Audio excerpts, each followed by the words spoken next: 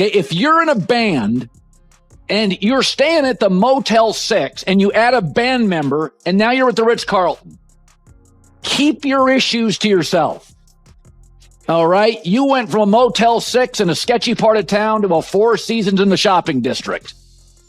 At the WNBA All-Star Game, 27 million people had just witnessed an incredible moment. However, what transpired during the press conference led to a contentious discussion that has split the basketball community. One of the sharpest criticisms in modern sports media history was made by blunt-spoken Colin Cowherd. And Kelsey Plum, star of the Los Angeles Spark, was his main focus. This isn't your typical sports dispute. It's a tale about appreciation, respect, and the dangers of betraying those who help you. Without a doubt, Colin Cowherd was enraged. Saturday evening at Gainbridge Fieldhouse in Indianapolis. The goal of the 2025 WNBA All-Star Game was to honor the best players and fiercest competition in the league. Rather, it served as the setting for one of the most tone-deaf scenes from Plum's most recent performance sports during warm-ups. That was a very powerful moment. We didn't, at least as players, we didn't know that was going to happen.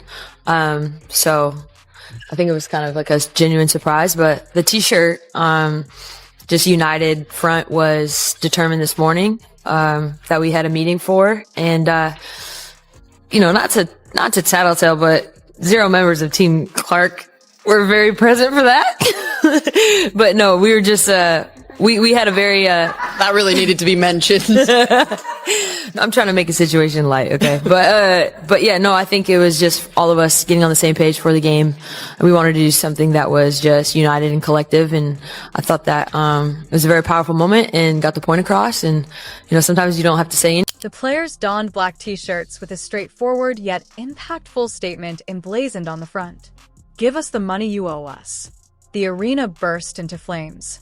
WNBA players collectively voiced their opinions on contract conflicts and compensation difficulties in front of 27 million spectators.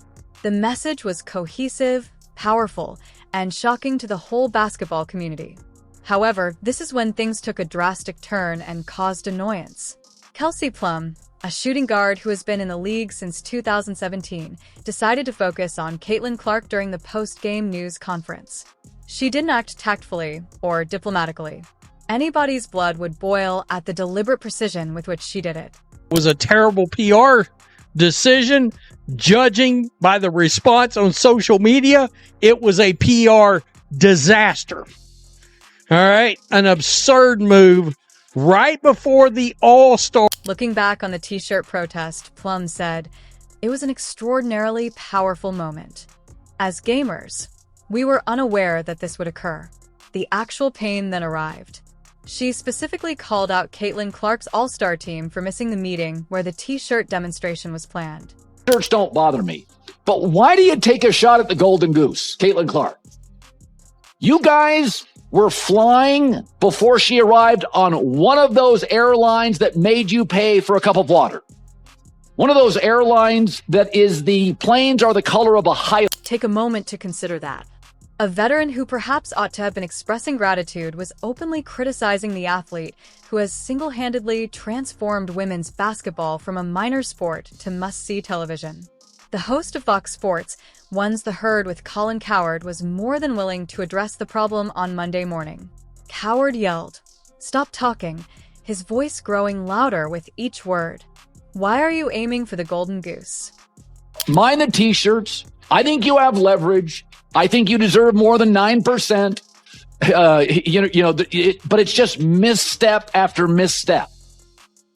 It's time to grow up, girls. However, that was just the first blow.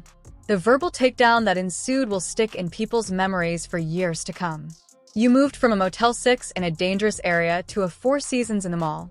You're now criticizing the guy who got you the upgrade. Howard's analogy struck like a freight train. And he didn't end there. Put your troubles aside and begin to recognize Caitlin Clark's contributions to the WNBA. He went on, his annoyance audible over the radio. Become an adult.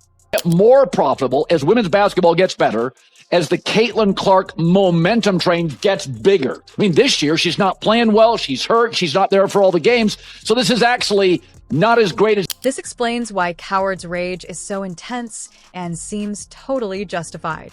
Any WNBA veteran should think twice before criticizing Caitlin Clark because the numbers speak for themselves.